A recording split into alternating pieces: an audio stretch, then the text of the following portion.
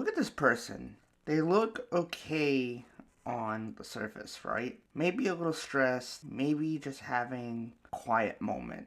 But what if I told you that in their mind there is a problem, a worry, a fear, a confusion, and they are actively choosing not to talk about it? If that sounds familiar, this video is for you. Today we're talking about why you should stop holding back and start speaking your mind about problems in your life, whether they are massive, real world issues, or just a messy knot of anxiety in your head.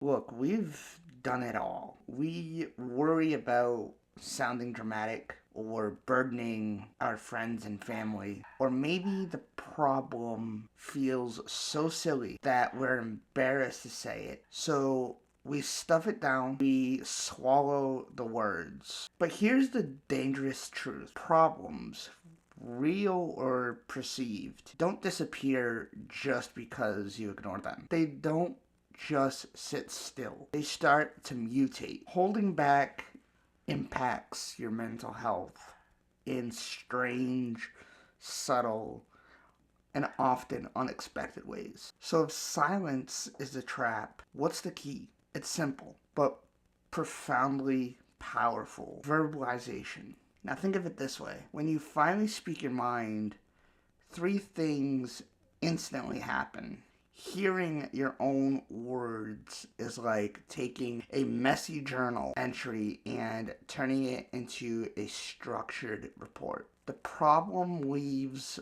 the foggy echo chamber of your mind and becomes concrete. You immediately gain perspective. You can often hear yourself say, "Wow, that actually sounds kind of silly," or "Okay, that's definitely a real issue, but I can break it down." You are not on an island. When you open up to a trusted friend or family member, you instantly access their empathy. The response might be, "I totally felt that way last year," or "That is a legitimate thing to be upset about." That feeling of not being alone is one of the most powerful anti-anxiety treatments available. You might not even be looking for a solution. You might just need to vent. But often the person you share with can offer an incredibly simple,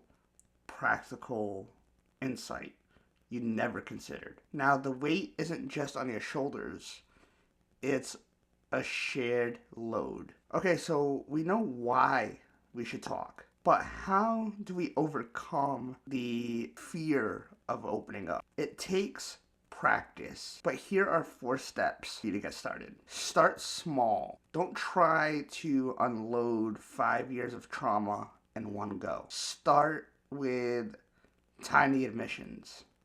Something simple like, "Hey, I'm feeling really overwhelmed by this presentation coming up," or "Lately I've been feeling unusually anxious about my future." The "I feel" statement is a low stakes way to share your internal state without committing to a full breakdown. Picking your person wisely. You don't have to share with everyone. Identify 1 or 2 people who have earned your trust, whether it be your parents, siblings, a lifelong friend, a therapist, or a school counselor. This person is your safe harbor. They are the one you know will listen to you without judgment. If you're afraid they'll jump straight to solutions or dismiss your feelings, set the expectation up front. Say, "Hey, I need to talk to you about something that's bothering me. I don't need you to fix it. I just need you to listen." This puts you in control of conversation. If the knots are too tight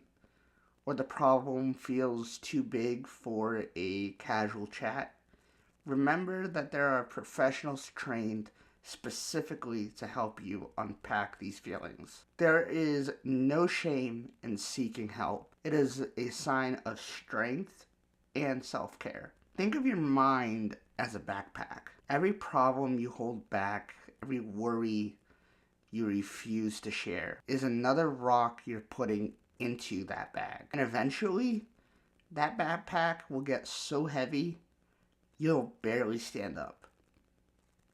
But every time you open up, every time you verbalize, every time you let someone in, you are taking a rock out. You are giving yourself permission to be lighter. Being honest about your struggles isn't weakness. It is the ultimate act of courage.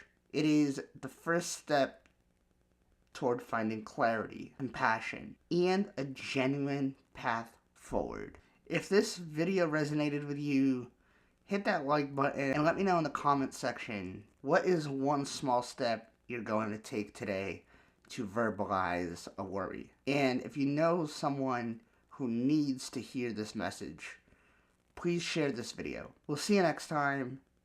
Take care.